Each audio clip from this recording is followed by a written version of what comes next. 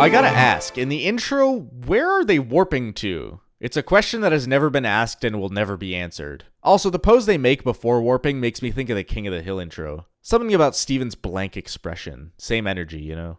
I don't remember there being this many floating islands the last time we were here. I think that was back in Serious Steven. Yeah, I look back, there weren't any floating islands at all. I wonder if they slowly drift across the world like icebergs. I don't even know what's holding them up. There's no gem devices on them or anywhere near them. The dark shadows that the islands cast in the background are really cool though. I feel like that's a detail that could easily be missed. I would have missed that, but I'm not a background artist, at least not professionally. This was the site of a historic battle. Every weapon here was left by a gem over 5,000 years ago. There it is again, 2 episodes in a row. I think the show is repeating this number so new viewers will get the hint that, hey, something big happened around that time, and it's going to become important again pretty soon. I don't like to disturb it, but Garnet said we can't just leave these lying around. That is kind of true. Imagine if at the end of World War II they just left all the tanks right where they were at the exact moment the war ended, and countries just agreed not to move them. Some kid several decades later would have gotten in one and gotten it working again. That kid probably would have been me. What was I saying? Oh yeah, over 5,000 years, that axe doesn't have a spot of rust on it? What the fuck were the gems making these things out of?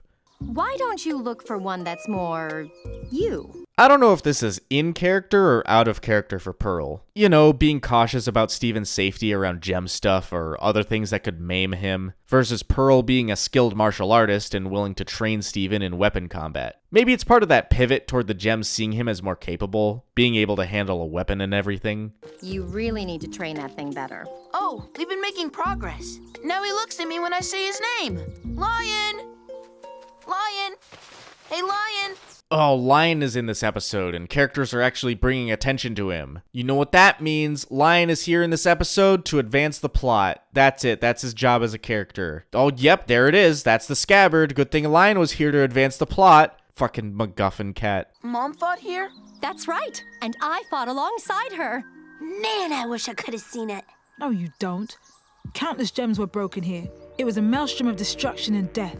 But we won! First of all, I like this joke. It's kind of a commentary on how sometimes war is glorified just because someone was on the winning side. I think the American Revolutionary War is kind of like that. Yeah, America won its independence, but at the cost of thousands of soldiers on both sides. But it's all good. On the 4th of July, we'll crack some beers, eat some hot dogs, and blow our fingers off with some fireworks. It'll be awesome. It's a fun time. But we chose to fight alongside Rose, and here we made our stand against our homeworld. Secondly, this is the first mention of the war over the course of the whole show. Technically, in Serious Steven, Pearl mentioned how this same location was a battlefield, but never any mention of what greater conflict the battle was a part of. This is it. This is the first mention of the war for Earth's liberation. This episode is kind of a lore dump about all that, and the show drip feeds more information about it really slowly. I mean, up until a certain point where it dumps the rest. That's season 5 though, we're not anywhere close yet. This is the most detailed drawing of the temple door so far. I think it's the first time you can see the facets of the gems themselves. There's the ruby and sapphire gems too. All of the pieces are there for people to put together that Garnet is a fusion. The show is just waiting for the perfect moment. Soon, very soon. The storyboard artist drew all the characters way smaller than they usually are in this shot for the sole purpose of fitting this giant axe into Steven's house. Problems with scale, I've talked about it before, but I give this one a pass because it's serving a purpose. This is great. My room's been needing another pile. Bullshit, you just took all of Greg's storage unit 2 episodes ago. That's like 5 piles at the very least. I'll be the first to say it, I think Amethyst has a hoarding problem. No, you're What is it, Steven? What was Mom like? She was courageous and brilliant and beautiful. Yeah, lift it backward. This scene is giving mixed messages. At the front, it's Pearl reminiscing about Rose Quartz and Steven really trying to learn about his mom, like for real this time. Meanwhile, in the background, Garnet and Amethyst are making furniture-moving grunting sounds. I think it undercuts the scene a little bit, but maybe this episode needs that. Most of this episode is pretty serious. Maybe a comedic scene like this is actually a good thing. Can you keep a secret? A secret? I wonder how much sound can get into the temple when the door is closed. Could Garnet and Amethyst hear when Steven shouted like this? If not, could like thunder or an earthquake make its way into the temple? Actually, last episode had the gems running out when the toothpaste robots entered the atmosphere. Either they could hear it inside or Garnet saw it with future vision. It's unclear. Again, temple stuff, they never elaborate on it. It's a secret, even to Garnet and Amethyst. Rose had a place that she kept hidden from all but me. But you have her gem. That place is yours now, and I can show it to you. So if Pearl can share the secret with Steven, with the logic being that he has Rose Quartz's gem, why can't she share, the other secret? I'm just saying, follow the same logic. Steven is the new Rose Quartz. He should get all of her old stuff, including secrets. This is not the kindergarten. This is just another chasm with a warp pad. Why is there a warp pad in a random chasm? Probably because this site was going to be a kindergarten at some point. I was your mother's sole confidant. For the words she could share with no one else, I was there to listen. Why'd she keep so many secrets? She had to, Steven. First of all, the way Pearl is climbing this cliff face infuriates me. I don't know why, but it does. But also, this episode does something really well. It makes you think that Pearl has spilled all of the Rose Quartz secrets to Steven. It almost seems like the armory was the big, huge secret. It kind of puts you at ease, reassuring that nothing is hiding. So when it starts hinting that there is more that's hiding, it's all that more compelling. Another Ed, Edd n Eddy Pearl-looking drawing. I don't know what it is. I think her hair looks like his hat sometimes. It ends up being a similar silhouette. Whoa. I've been here before. Yep, Lion 2 the movie. This is where Steven and Connie fought the robot shooty thing. I feel like that's common knowledge, but I swear there are some people who watch these videos but don't pay attention to the show. Wake up, it's Gemology time! We got some axes. The axes of ages? See, these axes I could give a pass for being in pristine condition. They're hidden away in some sort of magical vault. I'm sure it's airtight and watertight and climate controlled and all that. No rust is getting on anything stored in here. We got Spiky Chain Lady and her metal dealies. The heretic's anguish. Heretic? I swear, there's some sort of gem religion that the show never mentions. The moon goddess, the heaven beetle, and now the heretic's anguish. I think there was some sort of proto-gem that the gems worshipped at some point in history. 3-pack of laser light cannons. The Quartz trio. Add the one standalone light cannon to this and it becomes the Quartz Quartet. I think these suits of armor were the ones possessed by the gem shards. Wait, I already made this point in Lion 2. Get me out of this damn armory or I'm gonna start repeating myself. Rose's sword. How did it get in there? I don't know, but there's a ton of stuff in there. I keep stuff in him too.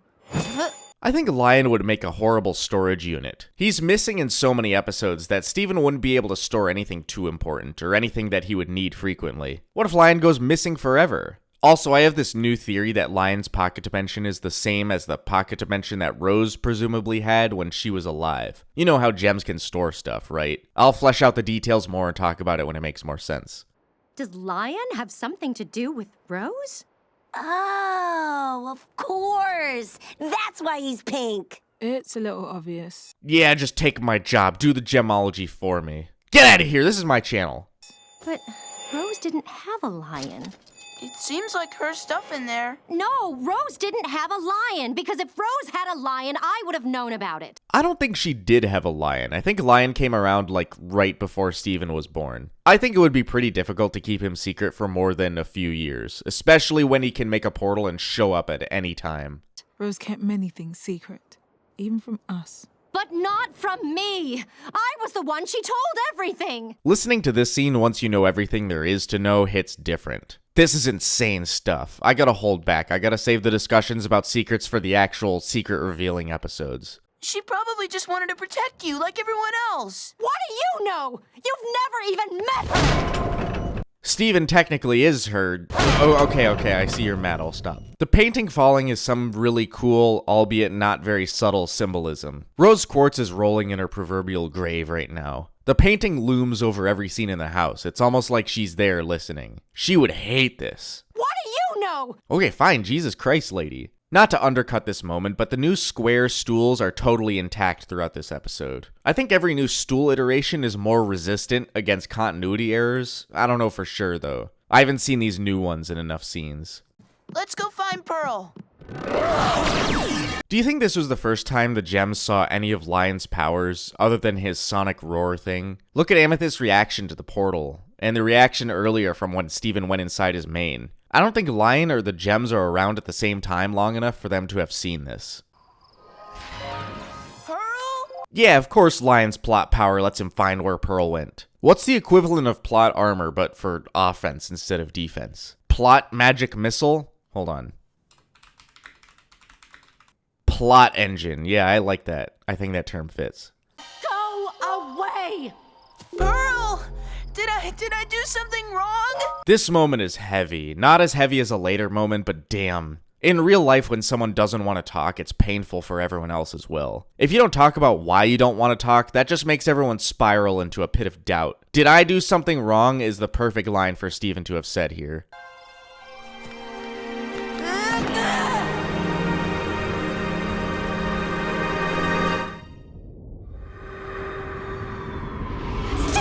Is this Steven's floaty power? Or like the fast falling counterpart? We'll get to an episode in season 3 where Steven unlocks a new slow falling power, which ties to his emotional state. But here I think that emotional state is pretty low, so he falls to his near death. I talk about how a ton of characters have unforgivable moments, and if you didn't know any better, you'd say this is Pearl's, but whoo boy do we get one that tops this in next season. She did leave Steven for dead though, I think that's pretty unforgivable. Pearl, you have to tell me what's wrong. This is where the whole Pearl covering her mouth thing gets its start. Again, if you didn't know any better, this is just something someone would do if they're upset and crying and don't want anyone else to hear it. But no, she's got a secret and she can't spill the beans. Sometimes you even sound like her. Do you remember this place? Do you have any of her memories? That's what I'm asking. I mean, I know Pearl is asking this out of grief, denial, and all that, but I'm still not fully convinced that Rose Quartz is totally gone. Surely not, right? Especially with this line coming up. Sometimes I wonder if she can see me through your eyes. We were right here, over 5,000 years ago. Bullshit, this floating island was here 5,000 years ago. There weren't any floating islands 30 episodes ago. Okay, maybe not exactly here on this island, but on the battlefield. I know, I'm just being an asshole about it. Why would I ever want to go home if you're here?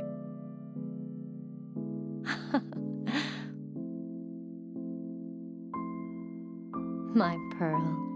My Pearl. Pearl belonged to Rose Quartz. I don't know how literally people took that when this episode came out, but that's another puzzle piece toward that big secret I keep talking about. I know I keep tiptoeing around it, but I know some people haven't actually seen the show, so go fucking watch it and discover the secret for yourself. I'm not gonna spell it out for you. The point I'm trying to make here is that we have almost enough pieces to find out what the secret is. What pearls were for is the last one, and then technically you could put it together yourself. But I'm pretty sure nobody had when we learned that.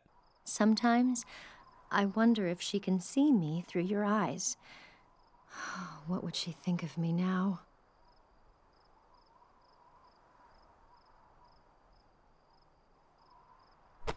Well, I think you're pretty great.